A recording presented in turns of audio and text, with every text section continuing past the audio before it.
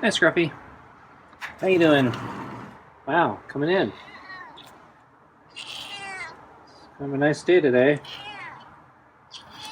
Kind of a little hot, but yeah, it's cooler than yesterday. Wow.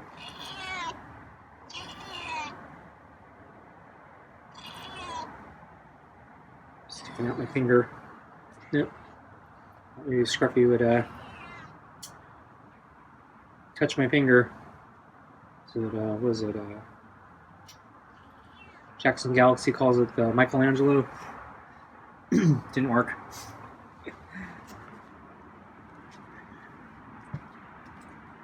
Okay. We're not really to dinner in about 5 minutes.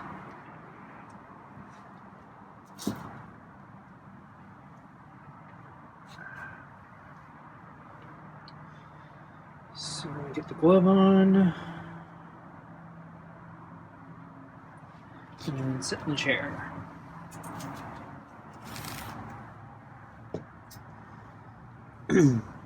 Okay. So I'm actually having a bad day today. Guess it kind of fits with the bad couple weeks I've been having. So as I've mentioned, yeah, my AC went out, and I think I have electrical problems. And the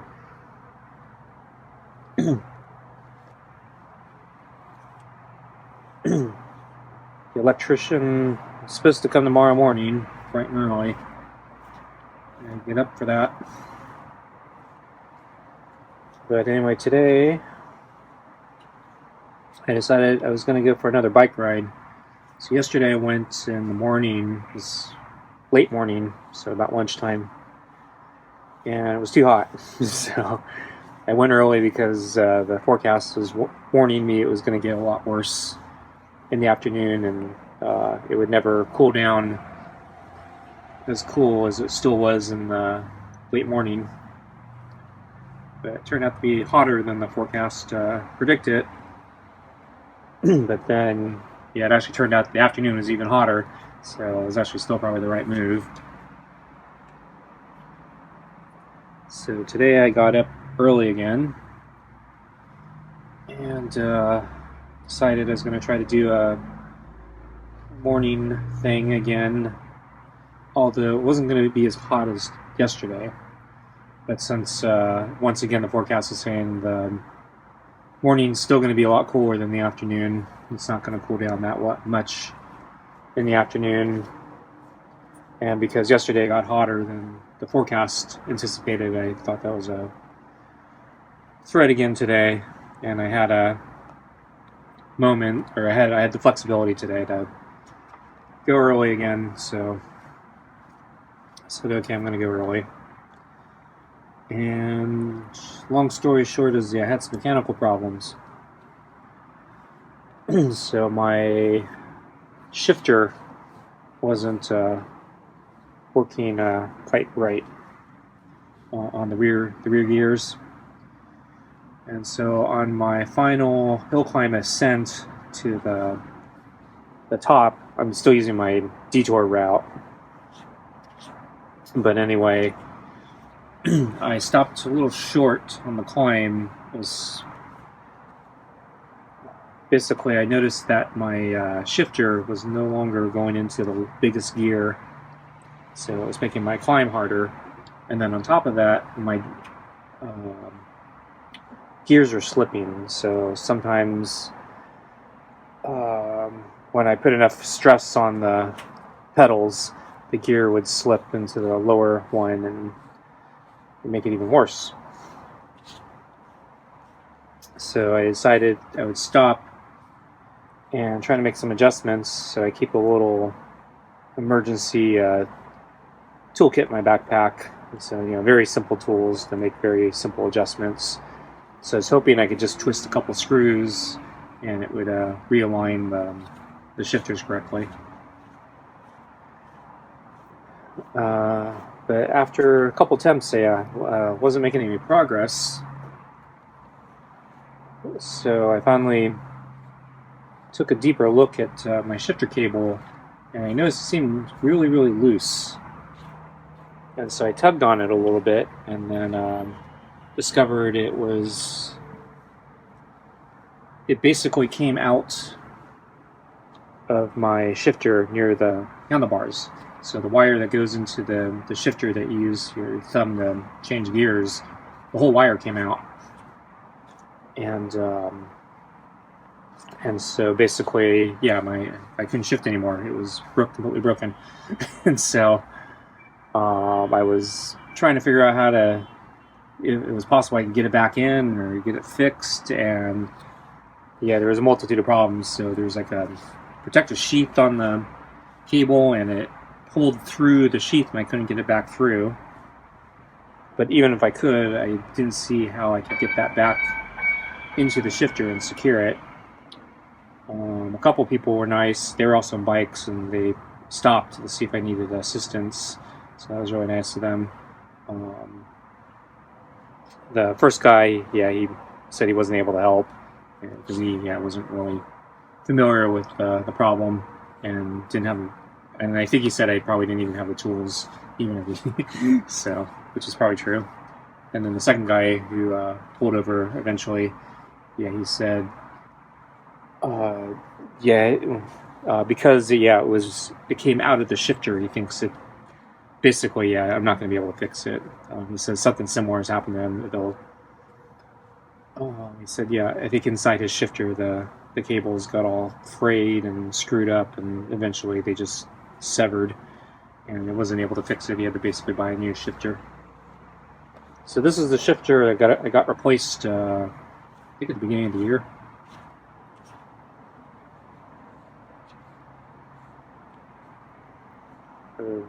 So I had a bike repair, I think, with him last year. I think. Actually, no, maybe it was a summer ago. I don't know. Yeah, it's been a while. Don't remember. So I took my bike for repair a while back, and one of the things he did quite a overhaul. So I had I think the gear shifters replaced. I think brake cables were replaced. Seat was replaced. Pedals were replaced. Got a lot of work done. So I know he used used parts because he was trying to save me some money. And my guess is, this part probably broke early just because it was a used part. So I don't blame him. He probably, there's no way he could have known. But that's kind of the trade-off, using used parts. But that's such an old bike, it's hard to justify getting brand new parts if I could use cheaper, older parts.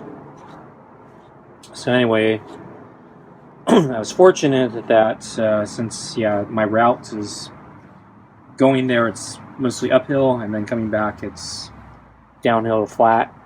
So my gear was stuck in the lowest gear, but I was fortunate it was still even in the sprockets and stayed there.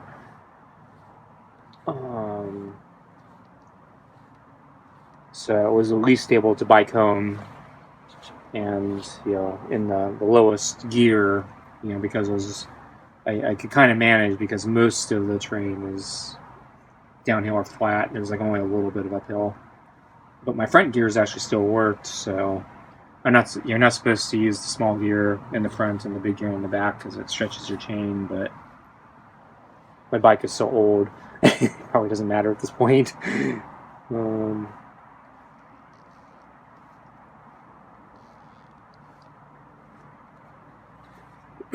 I needed to get home. But anyway, this means I'm going to have to take my bike in for repairs. And unfortunately, the guy I use, he's actually really far. Once upon a time, he offered to drive the bike because he happened to live kind of in my area, and for some reason his office is like really far out there. And anyway, since he lived nearby, he'd pick up my bike and then drop it off. But he moved, so you can't do that anymore. So I gotta take it myself. It's a really long drive. Maybe I should find a new person. Kind of trust him. But I'm thinking maybe I need to buy a new bike. So anyway, it's food time. So let's get Scruffy's food.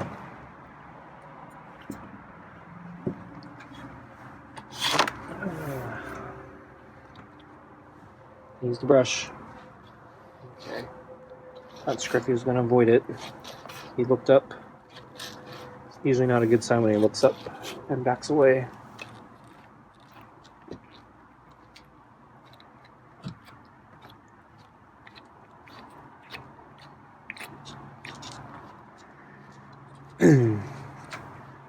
So, yeah, today's lunch recording didn't work, or at least at the beginning. So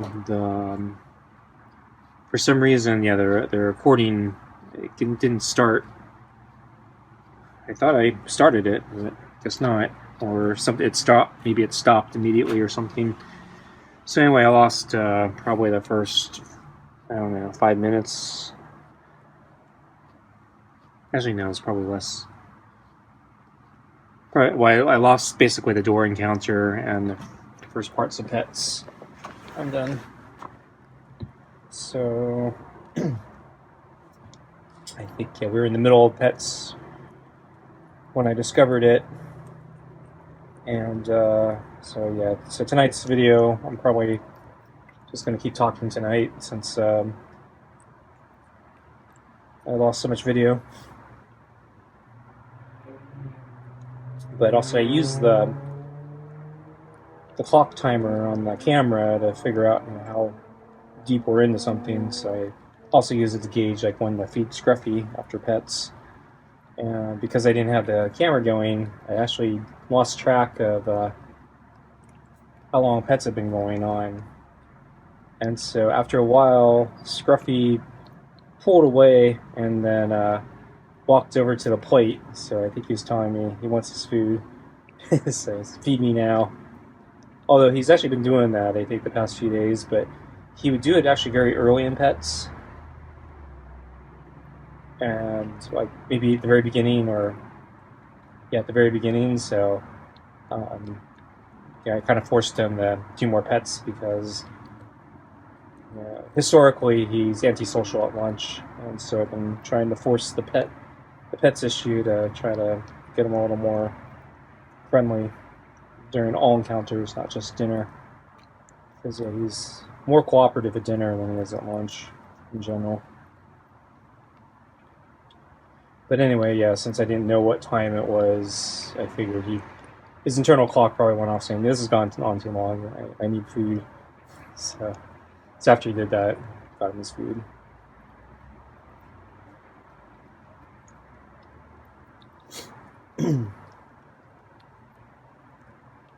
And I think,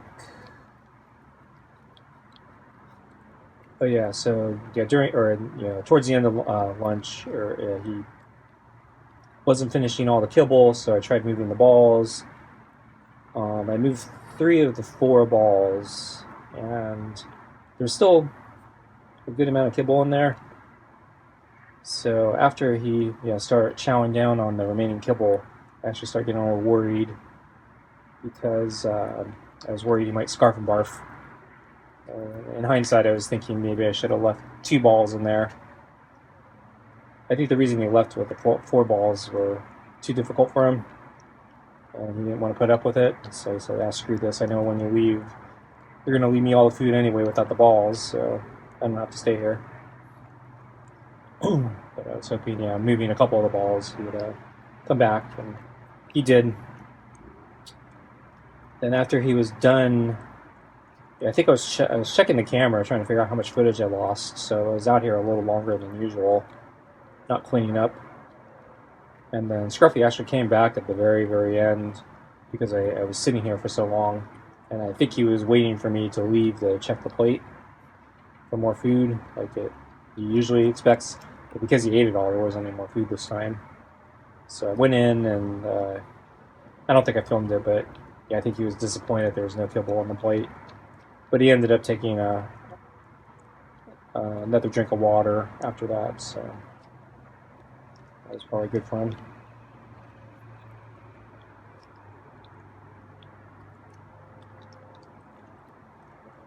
And so let's see. Tonight's dinner is hearty cuts with grilled chicken and beef, kibble, and rotisserie chicken scraps. It's the last of the can of the hearty cuts. So tomorrow we'll get a meaty pate of something. Figure out what flavor we're on.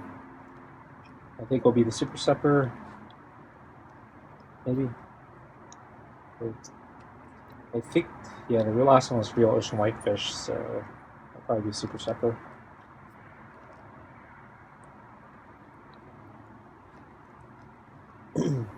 So let's see. So anyways, yeah, talking about the bicycle.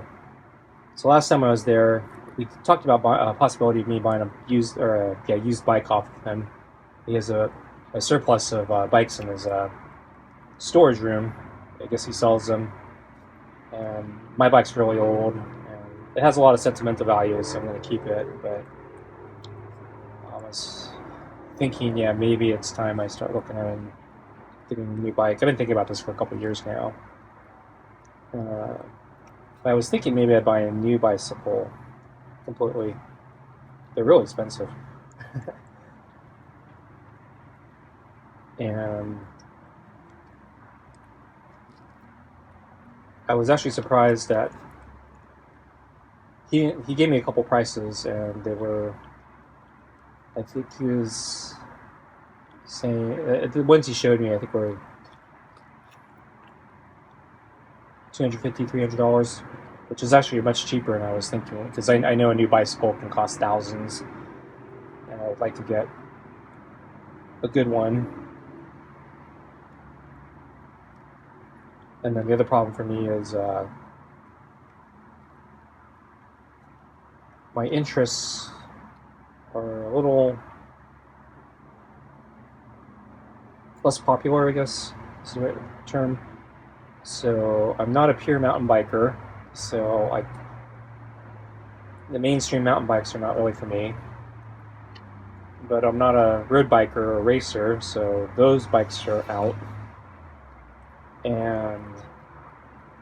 And so the middle ground, so I'm kind of in the middle ground, so I do kind of hybrid both street riding and light trails and paved trails, and so I don't need a full-blown mountain bike, but I need something a little more durable than a road bike. So there's something called a gravel bike, which is relatively speaking, it's relatively new type, but they're still not really popular, and so because they're niche, they're a little harder, a little more expensive, and because they're also niche, they're not, I would say, standardized in a way that the particular features that I'm looking for are not necessarily on all gravel bikes, and so I might have to do customizations. Move the balls, which will add up to the price. So I'm kind of hoping he has maybe I guess it'd have to be I doubt he has a gravel bike, but I'm kind of hoping maybe he has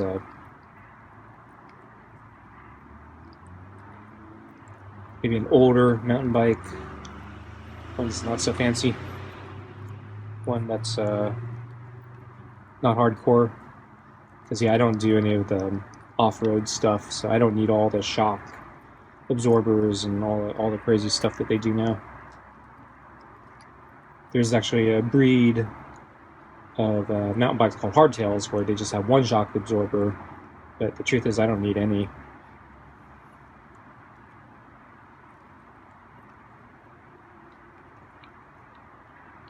What I do need, though, is I need gears for climbing, like a mountain bike. And unfortunately, the road bikes, I don't think they they don't do the gears quite as much.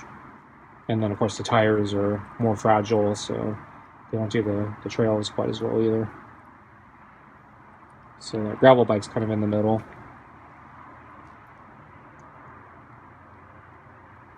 But yeah, it's not really eager to spend any more money because I'm really worried about how much that AC and furnace is going to cost me. And I've been actually kind of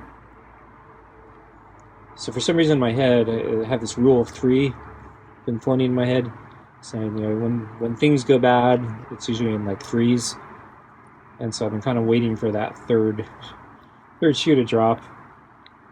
So the AC, the electrical, and now the bike, that might make 3, but I'm actually worried that the AC and the electrical are actually the one and the same, so it's actually only 2. So I got one more shoe to drop. So I should scribble off a lot of food again.